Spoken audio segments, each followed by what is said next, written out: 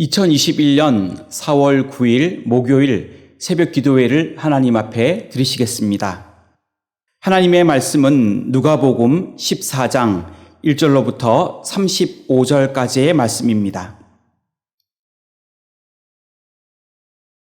안식일에 예수께서 한 바리새인 지도자의 집에 떡 잡수시러 들어가시니 그들이 엿보고 있더라. 주의 앞에 수종병 든 한 사람이 있는지라. 예수께서 대답하여 율법 교사들과 바리새인들에게 이르시되 안식일에 병 고쳐주는 것이 합당하냐 아니하냐. 그들이 잠잠하거늘 예수께서 그 사람을 데려다가 고쳐 보내시고 또 그들에게 이르시되 너희 중에 누가 그 아들이나 소가 우물에 빠졌으면 안식일에라도 곧 끌어내지 않겠느냐 하시니 그들이 이에 대하여 대답하지 못하니라. 청함을 받은 사람들이 높은 자리 택함을 보시고 그들에게 비유로 말씀하여 이르시되 내가 누구에게나 혼인잔치에 청함을 받았을 때에 높은 자리에 앉지 말라. 그렇지 않으면 너보다 더 높은 사람이 청함을 받은 경우에 너와 그를 청한 자가 와서 너더러 이 사람에게 자리를 내주라 하리니 그때에 내가 부끄러워 끝자리로 가게 되리라. 청함을 받았을 때에 차라리 가서 끝자리에 앉으라.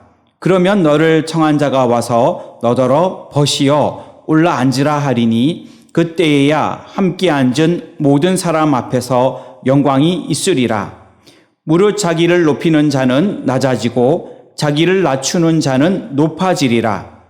또 자기를 청한 자에게 이르시되 내가 점심이나 저녁이나 베풀거든 벗이나 형제나 친척이나 부한 이웃을 청하지 말라. 두렵건대 그 사람들이 너를 도로 청하여 내게 갚음이 될까 하노라. 잔치를 베풀거든 차라리 가난한 자들과 몸 불편한 자들과 저는 자들과 맹인들을 청하라. 그리하면 그들이 갚을 것이 없으므로 내게 복이 되리니 이는 의인들의 부활 시에 내가 갚음을 받겠음이라 하시더라. 함께 먹는 사람 중에 하나가 이 말을 듣고 이르되 무릇 하나님의 나라에서 떡을 먹는 자는 복되도다 하니 이르시되 어떤 사람이 큰 잔치를 베풀고 많은 사람을 청하였더니 잔치할 시각에 그 청하였던 자들에게 종을 보내어 이르되 오소서 모든 것이 준비되었나이다 하매 다 일치하게 사양하여 한 사람은 이르되 나는 밭을 샀음에 아무래도 나가 보아야 하겠으니 청컨대 나를 양해하도록 하라 하고 또 한 사람은 이르되 나는 소 5겨리를 샀음에 시험하러 가니 청컨대 나를 양해하도록 하라 하고 또 한 사람은 이르되 나는 장가 들었으니 그러므로 가지 못하겠노라 하는지라. 종이 돌아와 주인에게 그대로 고하니 이에 집 주인이 노하여 그 종에게 이르되 빨리 시내의 거리와 골목으로 나가서 가난한 자들과 몸 불편한 자들과 맹인들과 저는 자들을 데려오라 하니라. 종이 이르되 주인이여 명하신 대로 하였으되 아직도 자리가 있나이다. 주인이 종에게 이르되 길과 산울타리 가로 나가서 사람을 강권하여 데려다가 내 집을 채우라. 내가 너에게 말하노니 전에 청하였던 그 사람들은 하나도 내 잔치를 맛보지 못하리라 하였다 하시니라. 수많은 무리가 함께 갈새 예수께서 돌이키사 이르시되 무릇 내게 오는 자가 자기 부모와 처자와 형제와 자매와 더욱이 자기 목숨까지 미워하지 아니하면 능히 내 제자가 되지 못하고 누구든지 자기 십자가를 지고 나를 따르지 않는 자도 능히 내 제자가 되지 못하리라. 너희 중에 누가 망대를 세우고자 할진대 자기의 가진 것이 준공하기까지에 족할는지 먼저 앉아 그 비용을 계산하지 아니하겠느냐. 그렇게 아니하여 그 기초만 쌓고 능히 이루지 못하면 보는 자가 다 비웃어 이르되 이 사람이 공사를 시작하고 능히 이루지 못하였다 하리라. 또 어떤 임금이 다른 임금과 싸우러 갈 때에 먼저 앉아 1만 명으로서 저 2만 명을 거느리고 오는 자를 대적할 수 있을까 헤아리지 아니하겠느냐. 만일 못할 터이면 그가 아직 멀리 있을 때에 사신을 보내어 화친을 청할지니라. 이와 같이 너희 중에 누구든지 자기의 모든 소유를 버리지 아니하면 능히 내 제자가 되지 못하리라. 소금이 좋은 것이나 소금도 만일 그 맛을 잃으면 무엇으로 짜게 하리요. 땅에도 거름에도 쓸데없어 내 버리느니라. 들을 귀가 있는 자는 들을지어다 하시니라. 아멘. 오늘도 주님께서 함께 하시는 복된 하루가 되시기를 주님의 이름으로 축원합니다. 누가복음 14장은 안식일 논쟁, 겸손과 자비에 대한 교훈의 말씀, 하나님 나라의 잔치에 청함받은 자에 대해 그리고 제자도에 대해 말씀하고 있습니다.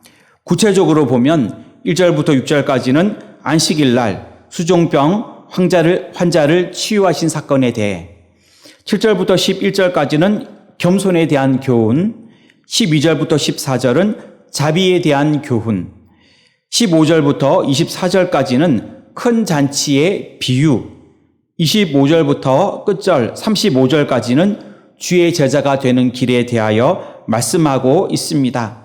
오늘 말씀을 중심으로 바리새인과의 식사 자리에서라는 제목으로 기도의 제목을 삼으려고 합니다. 바리새인과의 식사 자리에서 주신 교훈, 첫째는 겸손하여야 합니다. 7절부터 11절까지의 말씀인데 11절 말씀을 읽겠습니다. 11절입니다. 무릇 자기를 높이는 자는 낮아지고 자기를 낮추는 자는 높아지리라. 아멘. 예수님께서는 안식일 날 바리새인과의 식사 자리에 초대를 받았습니다. 그런데 예수님이 그 자리에 갔을 때 그 식사 자리에 초대받은 사람들이 서로 높은 자리, 상좌에 앉으려고 그렇게 애를 쓰는 것을 보게 되었습니다. 본래 잔치 자리의 상좌는 주인의 오른편 바로 옆자리입니다. 이 자리에는 사회적으로 존경받는 자, 그리고 명예로운 위치에 있는 자들이 그 자리에 앉았습니다. 따라서 초대받은 자들이 이러한 상좌에 먼저 앉으려고 했다는 것은 스스로를 높이고자 한 행동이며 세상의 명예와 영광을 쫓는 자들의 명예욕을 잘 보여주고 있습니다. 특히 당시의 종교 지도자들이었던 바리새인들은 자신의 학문, 지위, 경건 등을 스스로 높이 평가하였고 그들은 다른 사람들을 경멸하였습니다. 그리고 다른 사람들을 실족해 하였습니다. 게다가 그들은 하나님 나라의 복음을 전하러 오는 메시아를 영접하기는커녕 오히려 비난하고 대적하기까지 했습니다. 따라서 예수님은 이러한 이들의 교만함을 책망하셨고 겸손한 태도를 가지라고 교훈을 주셨습니다. 11절 우리가 읽은 말씀을 보면 그 말씀을 보면 하나님의 나라는 세상 잔치와는 달리 자기를 높이는 자는 낮아지고 자기를 낮추는 자가 높아져야 한다고 말씀하고 있습니다. 우리는 종의 형체를 가져 정말 낮아진 모습으로 오셨던 예수님을 본받아 우리를 낮추고 또 다른 사람을 나보다 낮게 여길 수 있는 겸손함을 가질 수 있기를 원합니다. 이러한 겸손한 모습으로 믿음 생활을 할 수 있기를 주님의 이름으로 축원합니다. 바리새인과의 식사 자리에서 주는 교훈 둘째로 자비를 베풀어야 합니다. 12절부터 14절까지의 말씀인데 13절 말씀을 읽겠습니다. 잔치를 베풀거든 차라리 가난한 자들과 몸 불편한 자들과 저는 자들과 맹인들을 청하라. 아멘. 예수님은 잔치를 베푼 자에게도 자비에 관한 가르침을 주셨습니다. 즉 12절 말씀을 보면 잔치에 손님을 초청할 때에는 갚을 수 있는 사람을 초청하지 말고, 그리고 13절 말씀을 보면 갚을 수 없는 사람을 초청하라는 것입니다. 이러한 자비의 마음을 가지라고 예수님은 교훈해 주셨습니다.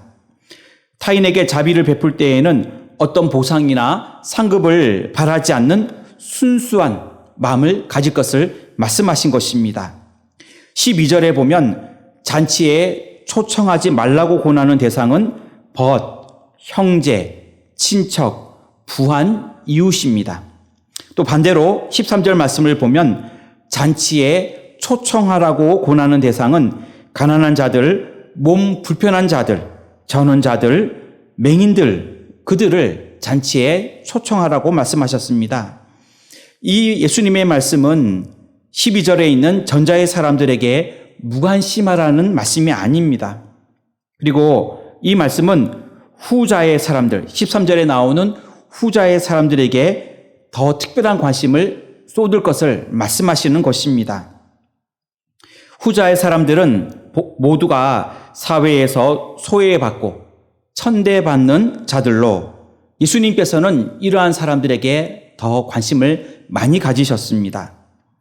하나님의 나라는 하나님의 자비로 인하여 어떤 차별도 없이 이 땅에 소외되고 천대받는 모든 자들에게까지도 천국 잔치에 초대하는 자비를 베풀어 주셨습니다.